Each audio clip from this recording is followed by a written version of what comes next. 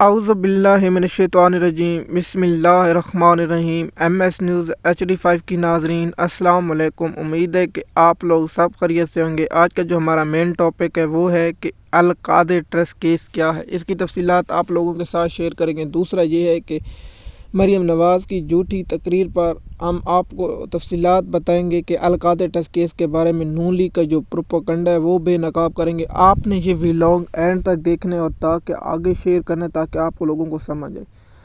آپ لوگوں نے بہت بار سنا ہوگا، پہلے عمران خان کو جب 9 مئی میں گرفتار کیا گیا تو اس کا نام تھا القادر ٹرسٹ کیس۔ القادر ایک یونیورسٹی بنائی گئی جس میں سیرت نبی صلی اللہ علیہ وآلہ وسلم پڑھائی جاتی ہے۔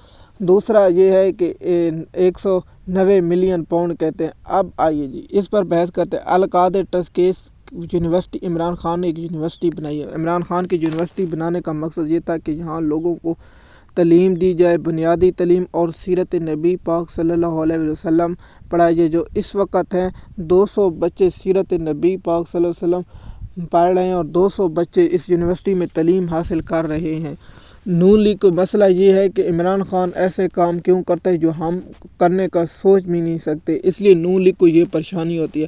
اور دوسرا آپ کہیں گے کہ 90 ملین، دیکھیے کہ ملک ریاض نے حسن نواز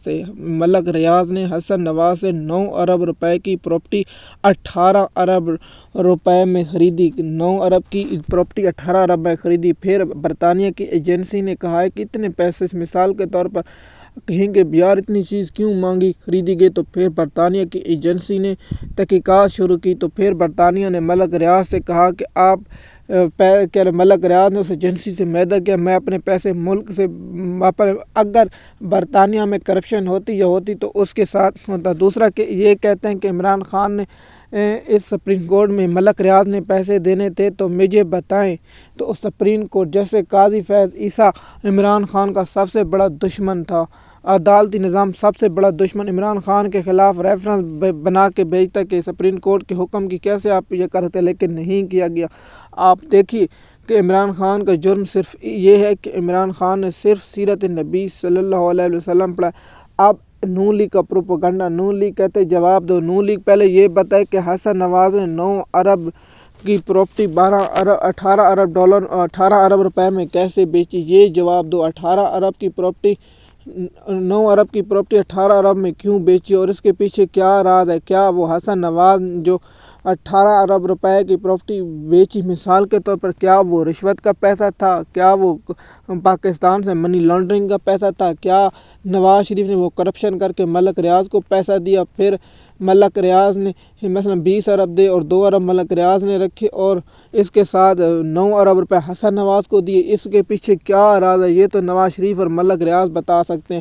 عمران خان کا صرف جرم یہ تھا کہ اپنا سپریم کورٹ کے پیسے میں، دیکھیے آپ کہیں گے عمران جائے القادر ٹرسٹ کیس عمران کے نہ بچوں کو ملے گا، نہ عمران خان کی اہلیہ کو ملے گا، نہ عمران خان کے بھانجے کو ملے گا، نہ عمران خان کی بہنوں کو ملے گا، نہ عمران خان کی بیوی کو ملے گا۔ یہ ٹرسٹ جن لوگوں نے بنایا، مثال کے طور پر عمران خان کو اب کیا معلوم ہے اس ٹرسٹ میں کون پیسے دیتا ہے؟ ملک ریاض ہو، نواز شریف بھی دے، شہباز شریف بھی دے، زرداری دے، بلاول بھٹو بھی دے، مثال کے طور پر جو بھی دے عمران خان کو۔ یہ عمران خان جب اگر کوئی اس یونیورسٹی کو بیچے گا تو ان لوگوں کو پیسے واپس چلے جائیں گے جو ان کے ٹرسٹ نہیں ہیں۔ مثال کے طور پر جن لوگوں نے پیسے دیے انہی کو واپس چلے جائیں گے۔